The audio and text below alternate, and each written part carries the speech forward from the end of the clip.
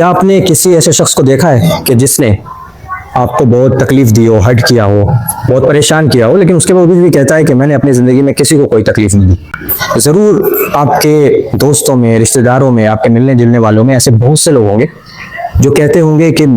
हमने अपनी ज़िंदगी में कभी किसी को तकलीफ नहीं दी। और बसा औकात आपने भी अपनी ज़िंदगी में ऐसा किया होगा,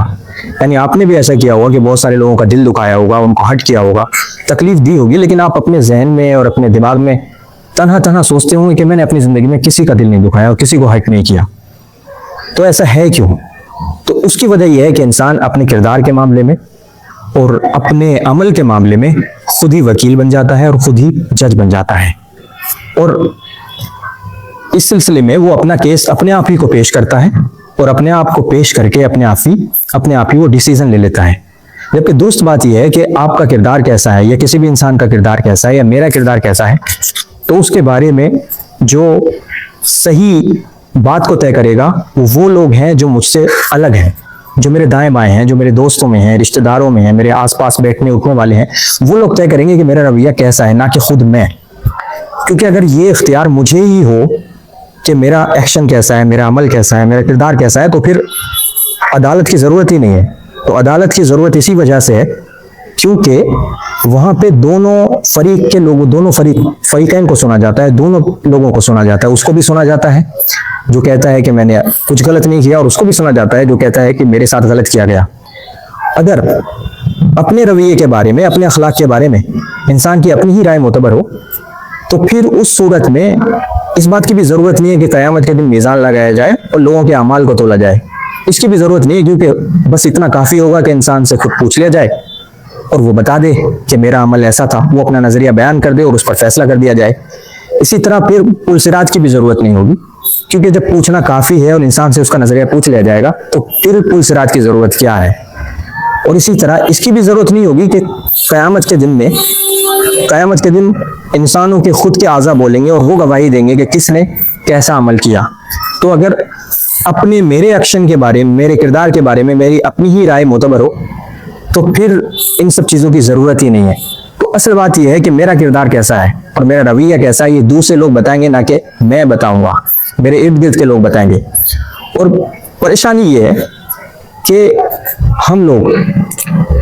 अपने रवैये के बारे में खुद से फैसला तो करते हैं ही, और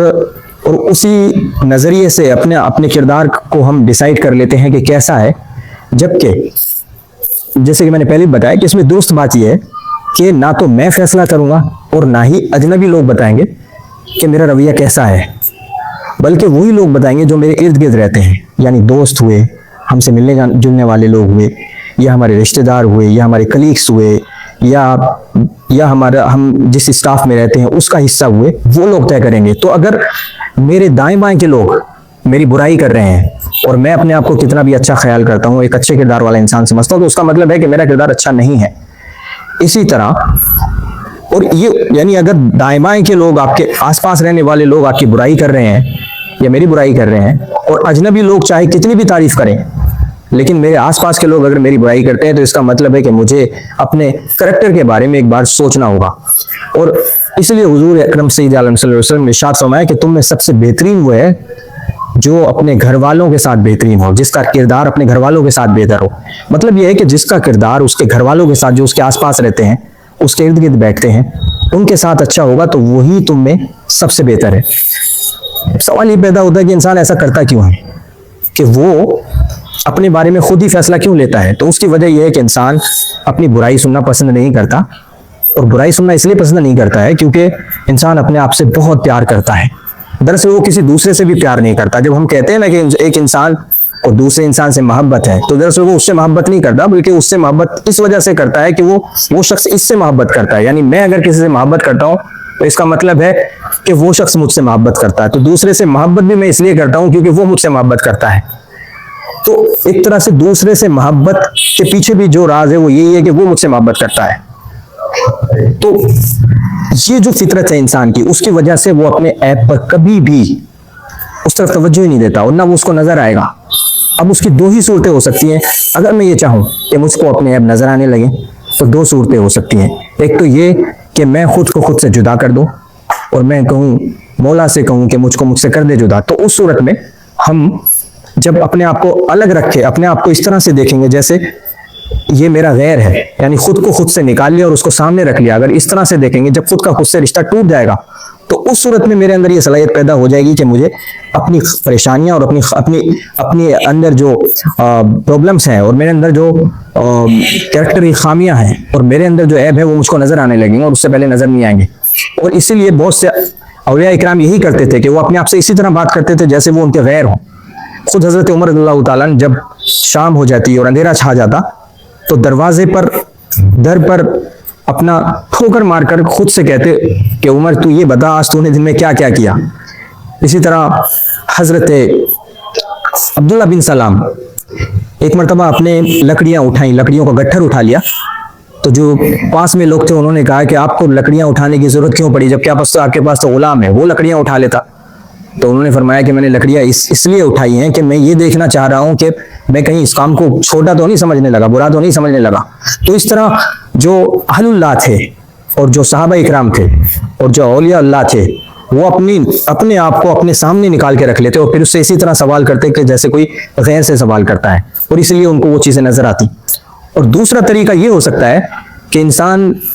अगरचे उसको लग रहा है कि मेरे लिए मुश्किल है कि मैं अपने आप से इस तरह बात करूं जैसे गैर से बात करूं, तो इतना जरूर कर सकता है कि वो जो उसकी अना है वो उसको वैल्यू ही देना छोड़ दे, उसको वैल्यूएबल ना समझे। अगर वो उसको अपनी अना को और अपनी मैं को,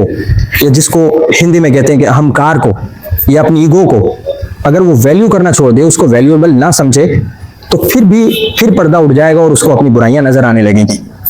और इस तरह ये अहलुल्लाह ये भी करते थे कि वो अपने नफ्स को खुद को वैल्यू नहीं देते। एक मरतबा हजरत इमाम आजम अबू हनीफा रज़ियल्लाहु ताला अन्हु को किसी ने थप्पड़ मार दिया, तो आपने गुस्सा नहीं किया बल्कि कहा कि मैं जन्नत में जब जाऊंगा तो तुझे साथ लेके जाऊंगा। तो उसकी वजह यही थी क्योंकि इस तरह वो अपने नफ्स को यानी खुद को बताते थे कि तेरी कोई वैल्यू नहीं है और तेरी कोई अहमियत नहीं है। इस तरह एक बुजुर्ग जो उनके बहुत से मोतकीदीन थे, वो भी अहलुल्लाह में से थे, तो उनके मुरीदीन थे, मोतकीदीन थे, वो कभी कभी अपने मुरीदीन के साथ, मोतकीदीन के साथ खलीफा हारून रशीद के दरबार के सामने से गुजरते, उसके आसपास से गुजरते, तो वो उनकी बहुत ताज़ीम करता और उनकी इज्जत करता। तो जब ये बार बार होता तो उन बुजुर्ग ने एक मरतबा हारून रशीद की तरफ थूक दिया और चले गए। जब जाकर के अपने मोतकीदीन के साथ बैठे, मुरीदीन के साथ बैठे, तो उन्होंने कहा हुजूर आपने ये क्या किया, वो तो आपकी इज्जत करता है और आपने उसके चेहरे पर थूक दिया। तो आपने फरमाया कि मैंने इसलिए थूका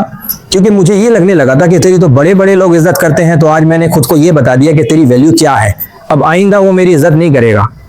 तो अगर खुद को हम वैल्यूबल ना माने और अपनी अना और अपनी ईगो की वैल्यू ना समझे, उसको उसकी औकात याद दिलाते रहें, तो उस सूरत में भी फिर इस बात का दरवाजा खुल जाता है कि हमें अपने ऐब नजर आने लगे। और अगर ऐब नजर आने लगे तो इसका मतलब है कि फिर इस बात का रास्ता खुल गया है कि इंसान तरक्की करने लगेगा, और न सिर्फ ये कि तरक्की करेगा बल्कि अल्लाह ताला से उसका कुर्ब बढ़ता चला जाएगा। और अगर ये कुर्ब बढ़ने लगे